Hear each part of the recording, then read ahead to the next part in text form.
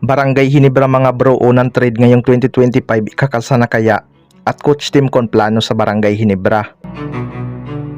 So sunod ngang makakalaban ng Barangay Hinebra ang kanilang sister team na SMB. Kung titingnan natin sa lineup mga bro, liyamado talaga ang SMB dahil healthy nga ang kanilang mga big man, partikular na itong si Junmar Fajardo at ang kanilang bagong import.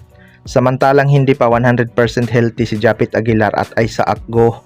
Pero plano nga daw ni Coach Tim Con idaan sa bilis ang kanilang laro. Alam naman natin na mabagal si Junmar Fajardo sa takbuhan mga bro.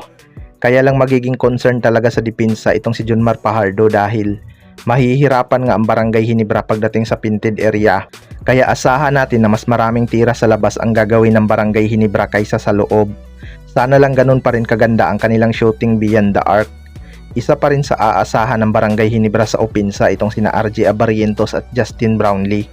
Ang kinaganda lang din ngayon sa Barangay Hinebra mga bro ay nag-i-improve na ng malaki ang 3-point shooting ni Scottie Thompson. Kung noon hindi concern ng depensa ang kanyang shooting, ngayon nga ay di na pwedeng pabayaan sa labas itong si Scottie Thompson dahil panigurado pagbabayarin ka talaga. Naging complete package na nga ang kanyang laro. Mas mahirap na ngang bantayan si Scottie Thompson ngayon dahil marami na nga siyang kayang gawin sa loob ng court. Hindi lang pasa at rebounds. Sa kabilang banda naman mga bro, Barangay Hinebra unang trade ngayong 2025 ikakasa na. Ito nga Barangay Hinebra ay naghahanap ng legit big man mga bro na pwedeng makatulong kay Japit Aguilar.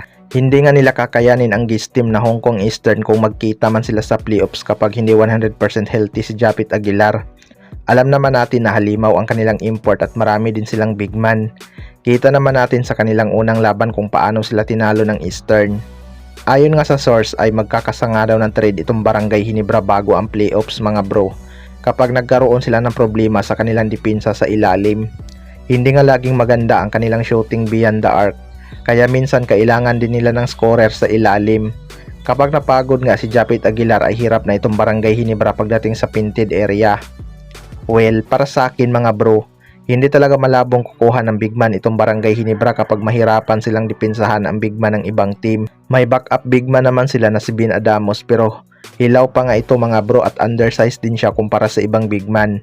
Maraming ang big man ngayon na free agent mga bro kaso may mga edad na rin kaya malabong sa free agent sila kukuha. Kaya naman ni Troy Rosario mag-adjust sa center position pero undersized din talaga siya kumpara sa ibang legit big man. Power forward kasi talaga ang comfort position nitong si Troy Rosario. Kaya abangan na lang natin kung sino talaga ang kanilang kukunin. Kayo mga bro, ano masasabi nyo tungkol dito?